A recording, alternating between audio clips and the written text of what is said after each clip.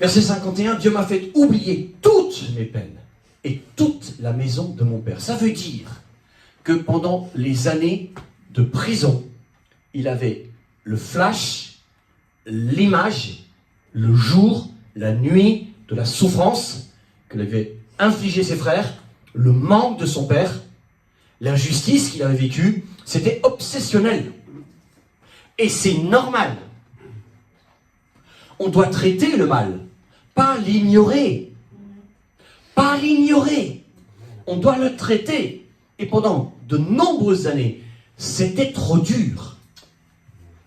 Mais il arrive au point où c'est fait. Toute la peine est oubliée. Il ne pense plus à sa maison de la même manière. Bien sûr, il continue à penser à son père. Mais ça ne l'empêche plus de vivre. Ça ne l'empêche plus de travailler. Ça ne l'empêche plus d'être Premier ministre. Ça ne l'empêche plus d'être mari et père. Donc ici, Manassé, il porte en lui le nom du vrai pardon. Un pardon construit, mûr, durable. Verset 52, il donna au second le nom de Éphraïm, car dit-il, Dieu m'a rendu fécond dans le pays de mon affliction. Pour lui, Égypte égale affliction et en même temps guérison. Totalement à l'opposé.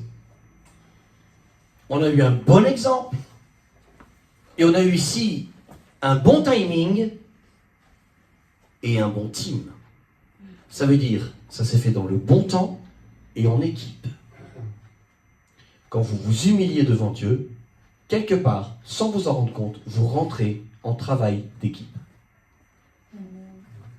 Et là, ça va marcher. Ce qui est dur, c'est de sentir, des fois pendant des années, qu'en se levant le matin, c'est encore là. C'est encore là.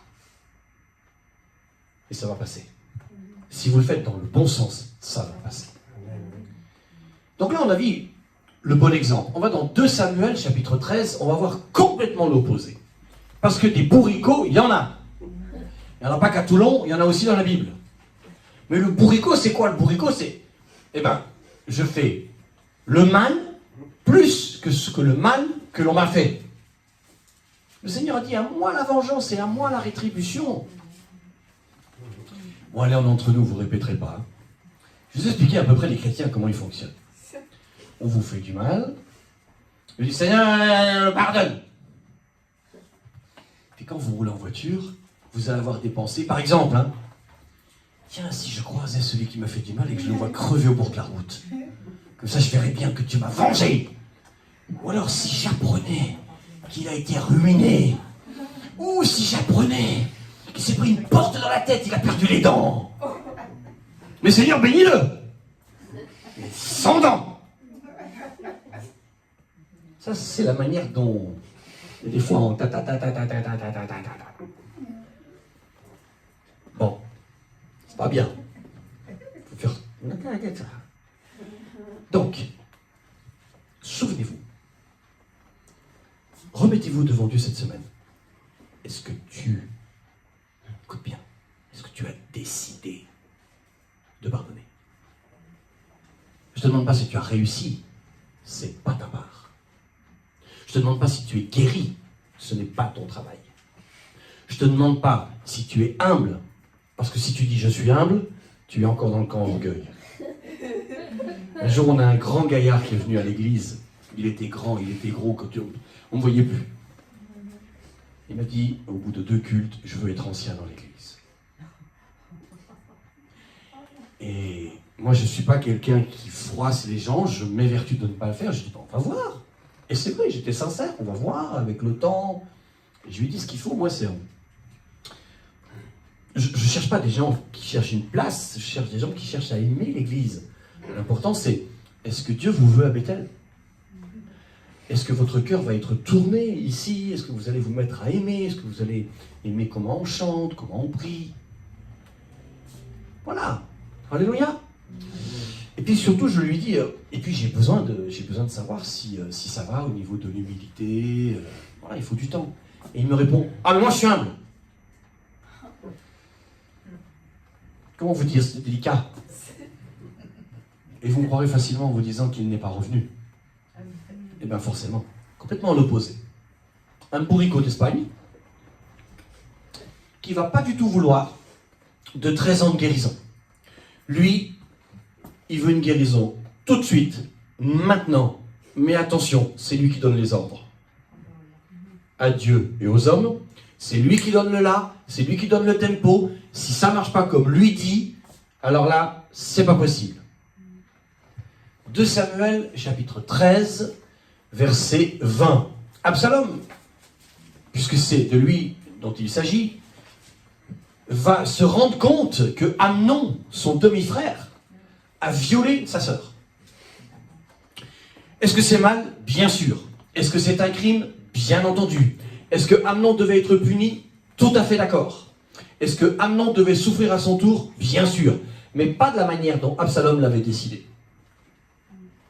Alors c'est très bien, c'est que faites ce que je dis, mais faites pas ce que je fais. Écoutez ça, 2 Samuel 13, 20. Absalom dit à Tamar, qui vient d'être violée, Amnon, ton frère a-t-il été avec toi? Maintenant, ma sœur, tais-toi. C'est ton frère. Ne prends pas cette affaire trop à cœur. Wow, ça passera. Et Tamar, elle entend ça, désolée.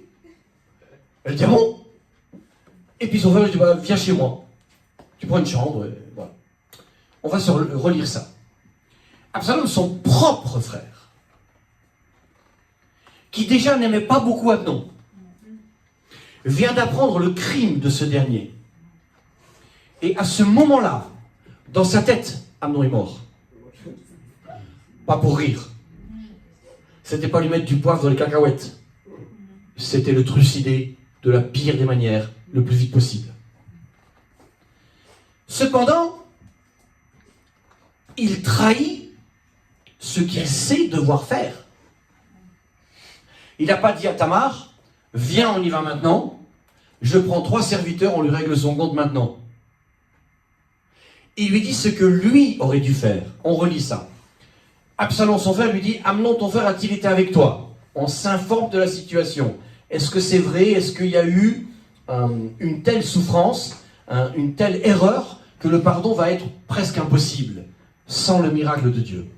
Bon, on va retourner le verset comme si Absalom parlait à lui-même. Maintenant, Absalom, je vais me taire. C'est quand même mon demi-frère. Je ne vais pas prendre cette affaire trop à cœur. Je vais aller voir mon père, le roi David. Je vais lui dire que j'ai envie de boxer Amnon jusqu'à ce qu'il devienne bleu comme un arbre de Noël. Et je vais lui demander de l'aide. Après, je vais aller voir Nathan, je vais aller voir Gad, les prophètes, je vais aller voir les pasteurs, et je vais leur dire, enfermez-moi, parce que sinon je ne réponds de rien.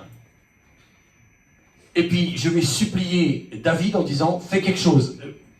Éloigne-le, envoie-le à Tataouine-les-Bains, avec un endroit où il n'y a pas de boîte aux lettres, pas de poste, que je ne le voie plus, jusqu'à ce que ça passe, et je vais essayer de me reconstruire. Puis je vais essayer de reconstruire aussi ma sœur. Et vous allez m'aider parce que je ne vais pas m'en sortir. On relit encore une fois le verset. Maintenant, moi, Absalom, je vais me taire. C'est quand même mon demi-frère. Je ne vais pas prendre cette affaire trop à cœur, parce que je me connais. Je suis un lâche, mais quand même violent. Et puis, comme ma sœur est désolée, je vais être désolé avec elle. Comme elle demeure dans ma maison, je vais mettre mon énergie à m'occuper de ma sœur, et je vais mettre toutes mes pensées à m'occuper de la guérison de ma sœur. Je vais l'aider à guérir, et elle va m'aider à guérir, et tous ensemble, on va s'en sortir. La seule chose qu'il fallait, c'est prendre Amnon et le catapulter très loin. Comme Joseph, remarquez-le, a été pris par Dieu lui-même et envoyé très loin. Il ne peut plus leur jeter des cailloux à ses frères. Vous entendez ce que je vous dis? Pendant que tu guéris, on n'a pas dit que tu devais être à table avec ton bourreau tous les jours. Il ne faut pas être maso. Il ne faut pas être maso. Mais, le cœur de Joseph. L'idée que quand je suis guéri, ça refonctionnera. Pas comme Absalom. C'est-à-dire, Absalom, c'est...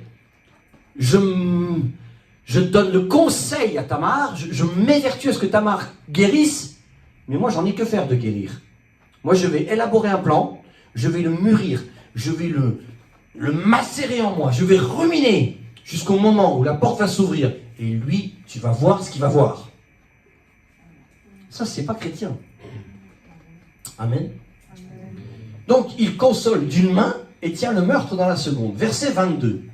Absalom, écoutez bien, alors, au verset 20, il dit, tais-toi. Et au verset 22, il dit, rien.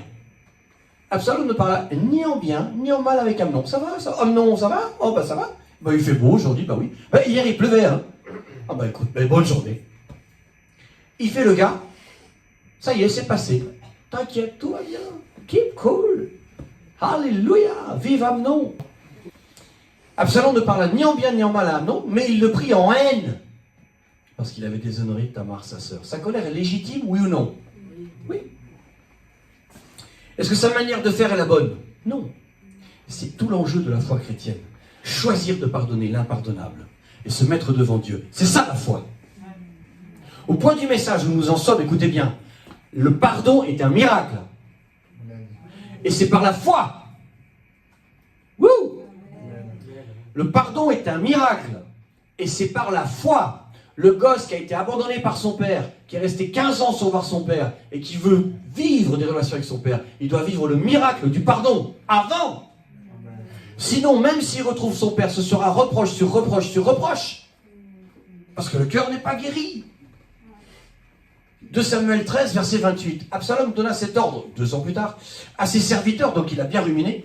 Faites attention quand le cœur d'Amnon sera égayé par le vin, en gros quand il sera bourré, et donc hors d'état de nuire, je vous dirai, frappez Amnon. Il ne le frappe même pas lui-même. Et je vous dirai, tuez-le. Hein? Ne craignez pas. Moi, je ne vais pas le faire moi, mais par contre, vous ne craignez pas. Hein? Je vous paye. Donc si je vous paye, bah, vous faites ce que je dis. N'est-ce pas moi qui vous l'ordonne? Soyez ferme et montrez du courage. Encore une fois, il est conseilleur mais pas payeur. Il demande de ne pas avoir la crainte alors qu'il n'est pas capable de le tuer lui-même. Il lui dit, vous inquiétez pas, c'est moi. Non mais on est chez les fous. On est chez les fous. Allez-y, tuez-le. Si votre âme s'en veut toute la vie en disant on a tué quelqu'un qu'on n'aurait pas dû tuer, c'est pas grave, moi je vous paye. Mais où on est là? Mais où on est? Verset 32. Donc ça y est, c'est fait, Amnon est mort. Et puis la nouvelle arrive au palais, David est totalement effondré. Et le cousin, Jonathan, fils de Chiméa, prit la parole et dit, que mon Seigneur ne pense pas que tous les jeunes hommes, fils du roi, ont été tués, car Amnon seul est mort. Et comment ça se fait que Jonathan le sait? Parce qu'il était au courant, parce que Amnon lui avait dit, c'est l'effet d'une résolution prise le jour même où Amnon a déshonoré Tamar, sa sœur. On apprend ici que le jour du viol, c'était le jour de la mort d'Amnon. La relation temps, 2 ans, n'ont rien changé. Le pardon n'a pas commencé. Et il ne commencera jamais chez Absalom. J'espère que ce n'est pas votre cas. Parce que c'est bien beau de dire Alléluia à l'église. Et c'est très beau de dire Alléluia à l'église. Mais si c'est un Alléluia plein de colère, plein d'absalomité, ça ne sert à rien. Ça ne sert à rien. Maintenant, on bascule dans le Nouveau Testament et on va essayer d'être très concret. Donc on revient dans Philippiens, chapitre 3. Philippiens, chapitre 3, verset 7. On va être très concret, très pratique. Donc, Paul, il a un gros problème de pardon, surtout envers lui-même. On a beaucoup parlé du pardon que ce que les autres allaient vous faire. Là, je vous parle du pardon de ce que vous avez péché, vous avez fait du mal à des gens, et vous avez du mal, voire vous êtes incapable de vous pardonner vous-même. Philippiens chapitre 3, verset 7. Paul dit, ces choses qui étaient pour moi des gains, je les ai regardées comme une perte à cause de Christ. Il faut prendre, je le redis encore, la résolution de pardonner, la résolution de regarder son honneur et toutes ces choses comme une perte. Amen ou pas? Amen. Verset 8. Et même, je regarde toutes ces choses comme une perte à cause de l'excellence de la connaissance de Jésus-Christ. Il vaut mieux que tu passes pour un andouille. Il vaut mieux que tu sois humilié. Il vaut mieux que tu sois rejeté par ta famille entière. Mais que tu sois propre devant Dieu. Et que le pardon soit vrai. Amen. L'excellence de la connaissance de Jésus-Christ, mon Seigneur, pour lequel j'ai renoncé à tout. Et je le regarde comme de la boue afin de gagner Christ. La vengeance, c'est de la boue. There you go. La vengeance, c'est de la boue. Tu vas t'enfoncer. Tu ne remonteras jamais. Tu feras semblant de vivre. Tu feras semblant de vivre. Voilà le prix du pardon. Renoncer à tout. Renonce à la vengeance. Renonce à être quelqu'un. Et je sais que c'est dur. Mais pense à Joseph. Toutes les années qu'il a fallu pour qu'il puisse rentrer dans un vrai pardon. Philippiens 3,9. Je veux être trouvé, dit l'apôtre Paul, non pas avec ma justice, celle qui vient de la loi, œil pour œil, dent pour dent, mais celle qui s'obtient par la foi. La justice de Dieu par la foi. Œil pour œil, dent pour dent, tu vas te faire un ulcère. Pardonne. Décide de pardonner. Et même si tu dois le faire 20 fois par jour, parce que tu sens que 20 fois par jour la haine monte, pardonne par la foi. Seigneur, par la foi, je crois que tu vas enlever la souffrance. Par la foi, je crois que tu vas guérir mon âme. Par la foi, je crois que tu vas me sauver. Amen ou pas?